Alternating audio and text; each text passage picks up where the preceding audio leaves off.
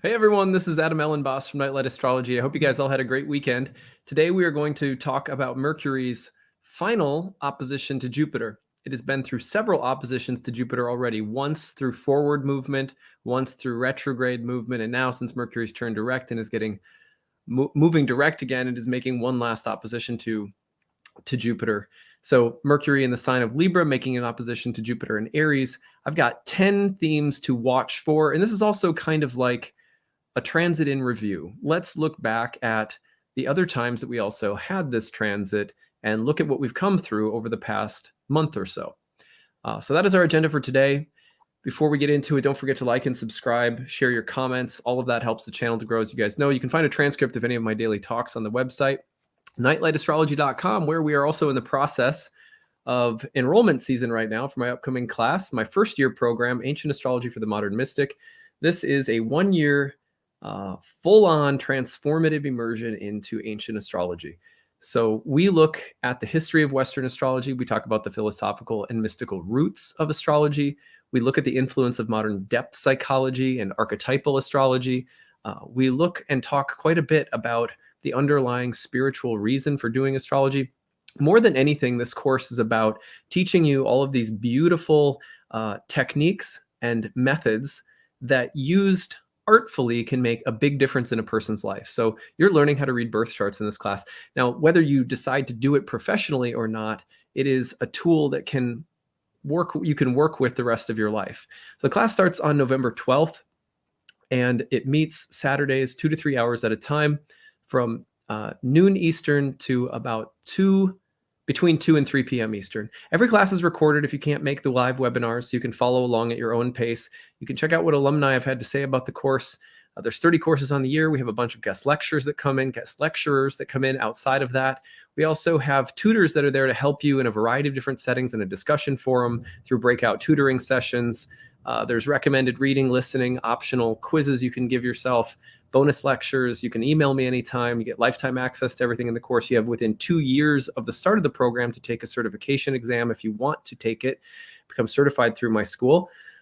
There's an early bird payment, saves you $500 off. You can also stretch out that payment over 12 monthly installments. Now, the early bird payment is going to save you $500 off compared to the payment plan. So it definitely is. The savings is through the early bird. So we recommend you do that before the start of class. There's also tuition assistance, which is there for people who look at the price point and say, that's out of my budget. Not, oh, I would like a cheaper price, but that is legitimately out of my budget. And within my budget, this is what I can afford. And we have that set up for people so that if you're working part-time or you're on a really tight budget, you're a single parent or whatever, life has you strapped for one reason or another, but you are ready to study astrology, then that's there for you to help you out. Please do take advantage of that. We still have plenty of room left, but we like to get people registered for that early because it takes a little bit of extra time to get people set up with the need-based tuition. So please do apply and tell us your situation. We'll be glad to help you out. All right, well, I'm going to go ahead and share my screen so we can get into this last opposition together. Here it is. We've got Mercury in Libra. Oh, we got the giant arrow came out. It just magically appeared. So let me set this a little bit better. All right, there you go. You've got Mercury opposing Jupiter one last time. Mercury in the sign of Libra. It is the morning star right now. Beautiful. You can see Mercury coming up in the east before sunrise if you look out. It's now opposing Jupiter, which also you can see in the western sky just before dawn. So it's beautiful to perceive that from east to west just before the sun comes up. At any rate, that is what we're going to look at today. And we're doing it in review because there have been a number of these transits already. So let's take a look at how we have already seen this transit at work. That's the first thing. So there have been 3 of these already. We're talking about a series of oppositions between Mercury and Jupiter. We've looked at this first September 2nd through direct motion. The planets first opposed each other, Libra and Aries. Then again on September 18th, while Mercury was retrograde, we saw the 2 planets oppose each other once again. And now for the third and final time on October 12th this week, we will see them opposing one another through direct motion one more time. So you could say safely that over the course of a month and a half, roughly, we have seen a back and forth, really kind of the core of this last Mercury retrograde, a back and forth between Mercury and Jupiter. Mercury is the sort of the evening star position, and then retrograding into the morning star position. And through that whole process, 3 oppositions to Jupiter in Aries. So today I want to talk about the themes that you may have noticed over the past month and a half throughout all of these earlier transits, and that you may be noticing once again this week. Though hopefully this week what you're seeing is sort of resolution, completion, closure, kind of putting a bow on things, one would hope. But it also could be like the grand finale, the fireworks grand finale. So number 1 is when Mercury opposes Zeus, when Hermes and Zeus oppose one another, it is as though there is a natural inclination to challenge authority. Whether that authority is coming from, a school teacher or an institution or your boss or a religious institution or something like that, there's just a built-in way in which Mercury opposes Jupiter and says, I'm gonna question the higher authority, wisdom, teachings, law, dogma of Jupiter. And so that may be a theme that you have noticed actively at work in your life in the past month or so. I can tell you for sure that it's been a part of mine as I've had to consider whether or not I could continue fully going on in a sort of accepting of a certain set of doctrines and teachings, many of which I love, but some of which I found incompatible. Well, some of those things were really peaking for me as Mercury opposed Jupiter. It's very common. A lot of my clients are talking about similar things. It doesn't have to be religious. It could be in any old area of life.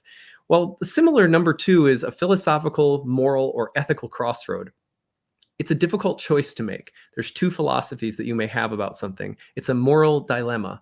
It's an ethical puzzle. I remember when I was in my undergrad, I studied philosophy and I took ethics classes. And one of the things in my very first freshman or sophomore class in ethics, whatever it was, they were these ethical dilemmas that we had to deal with.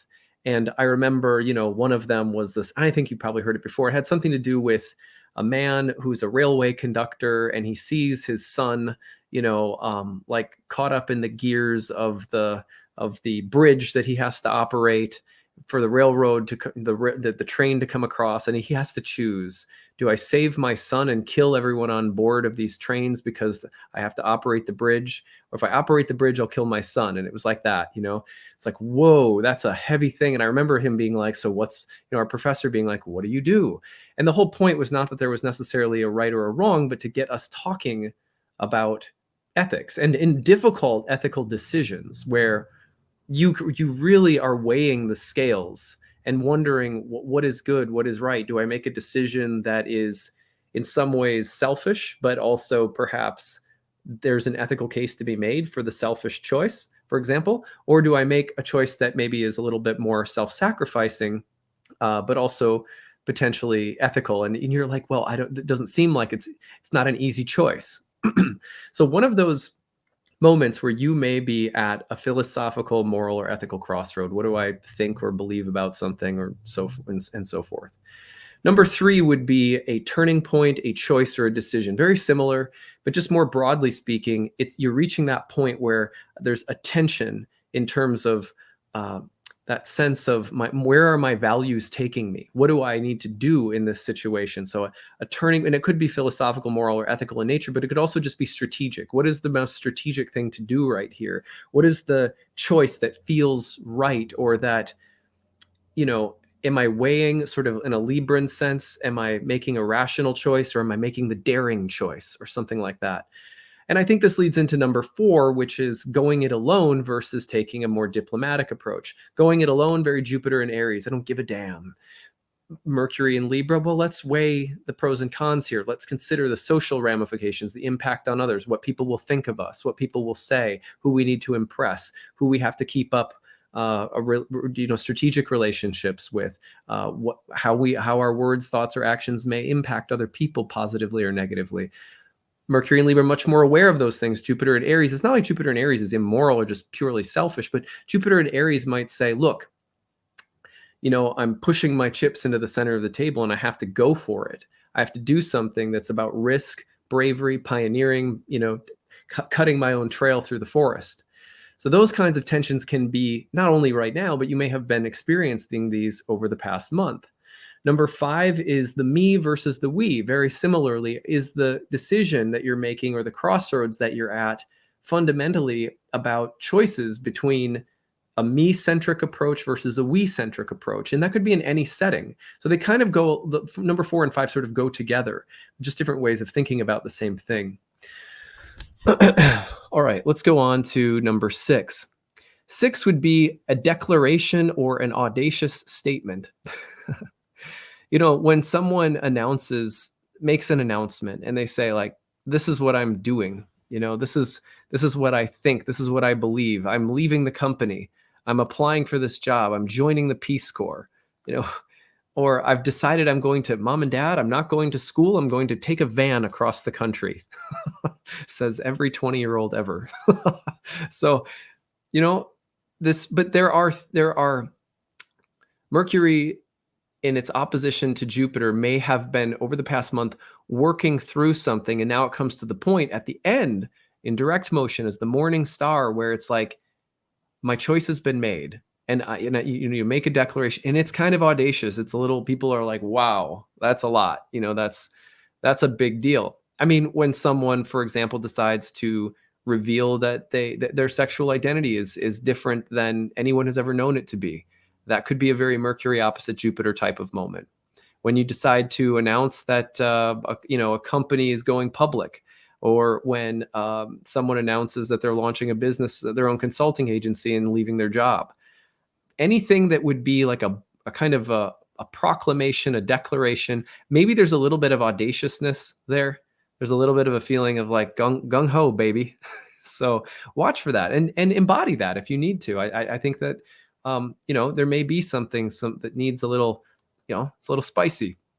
Number 7, mediating a conflict. Well, Mercury opposite Jupiter can, especially with Mercury in the sign of the balance, can be about like the law, like mediation. I had, someone in our life right now who's going through mediation in a divorce, and I noticed that it was happening around Mercury opposite Jupiter. I couldn't help but say, well, there it is. You're mediating a conflict. You're sitting down at the table. People both have strong desires, wills, ways that they want things to go, and it has to be negotiated. And there's a mediator present. So mediating a conflict could also be, right now with the opposition, it could easily turn into number 8, which is reaching an impasse. So when you reach an impasse, you're coming to that oppositional space where you say, we're just miles apart. You're on one side and I'm completely on the other side. And you're either mediating that or you're realizing we have to part ways because there's something fundamentally there's something that is fundamentally unresolvable about our differences. And that's okay. Like that happens in life. But you can see either with an opposition, and that's what's so interesting, is that oppositions can be times where the polarization has an opportunity to resolve itself somehow, that the tension is somehow held, and that tension leads to some kind of compromise. But on the same, on the other hand, you could also see Mercury opposite Jupiter suggesting that two people are reaching an impasse, or that two parties are reaching an impasse, or something like that. No, you could be reaching an impasse within yourself as well. Number 9 would be working and reworking a negotiation. So it could be the sale of a house. It could be, this is again reiterating some of the things we've already said, but if you for the past month and a half have been working with someone, working through something, working on the details, sort of going back and forth, that's it. That's the working and reworking of a negotiation. And it would not be surprising for that working and reworking of a negotiation to lead to now we're signing on the dotted line, or now we're reaching a space where both parties are satisfied. Or again, number 8, you reach an impasse. But a negotiation I'm thinking a lot in terms of business, sales, and contracts with that one in particular. And then number 10 would be bold, provocative, arrogant words, thoughts, or ideas. It goes alongside of a declaration, proclamation, or audacious statement. But this would be a little bit more just like watch for the quality of speech and watch for the quality of mind. The energy around your mind and intelligence right now, bold, provocative, maybe a little bit arrogant, doesn't have to be arrogant. And provocative doesn't have to be mean or, rude or domineering, but it could be. and especially with thoughts or ideas, because Mercury is involved. The idea of communication, speech, thoughts, ideas, ideological conflict would be the norm right now. And that kind of goes back to a philosophical, moral, or ethical crossroad. This idea of ideological tension is very common with Mercury opposite Jupiter. And like someone who's on a debate team and has to debate an issue, and then maybe in debate practice, you flip and then you debate on the other side of the issue. Playing devil's advocate a little bit, going back and forth through the opposition. There's also the potential for statements or declarations to be sort of intentionally provocative, a bravado behind them, a little bit of arrogance, and so forth, but also exciting, inspiring. That's where you get also something bold. So to me, these are the themes most likely to be seen. And remember, these oppositions have a history behind them. It's not just one thing that we're talking about this week. We are talking about a process that we've been working with since early September, maybe even late August. And that September 2nd was the first pass. September 18th through retrograde was the second pass. And now October 12th will be the third. Now you will notice this in effect for the rest of the week. If we take this forward and give it about a 3-degree range, that takes us all the way through October 14th. So, all week you should be able to notice or recognize this quality that's sort of in the air right now. Now, I would also say, just one note is that remember this week, we also have Mars squaring Neptune. And that square is also happening on the 12th, the same day that Mercury is opposite Jupiter. Mars squaring Neptune on the same day that Mercury is opposite Jupiter could very well lead to something that's a little bit deceptive. Like, maybe something that has that big, bold, provocative, crusading, I'll die on a hill for something. I mean, Mars and Neptune gets a little martyr-like and pretty, it romanticizes the muscle, and especially like sharp or combative words, or like ideological conflict has a little bit of extra flair behind it because of Mars square Neptune at the same time. Mars in Mercury's sign, by the way, of Gemini, but also a little deceptive potentially. Something is being said, stated, whatever, but is it the truth? Is there a sense of exaggeration or aggrandizement or deception or delusion? I would watch for those things a little bit this week as well, since Mars in Mercury's sign is also squaring Neptune, which we talked about last week. So, all right, that about rounds things out. We're going to spend some time with Pluto in Aquarius this week. We're going to be looking at Pluto's transit through upcoming transit through Aquarius again, or entrance into Aquarius, I should say. I did a previewing video of Pluto in Aquarius a couple weeks ago. I'm going to do another one tomorrow, I believe. So stay tuned for that. I hope you guys will enjoy it. In the meantime, just a note to watch for scammers on Instagram if you follow me there, or YouTube in the comments section. Sometimes people will send you a message and say, hey, I've got a special feeling about you. Would you like a reading? And they'll be impersonating my name or account or likeness. I will never DM you and ask you if you want a reading. If people want a reading, they have to book it through my website, which is nightlightastrology.com. That's the only place that you can get a reading from me. It'll never be, PayPaling, Venmoing someone money who's DMing you. So just as a heads up to everybody, and you see that kind of thing, report it, because they block the people they are impersonating so that we can't report it. So we rely on other people who see it to report it through YouTube or through Instagram.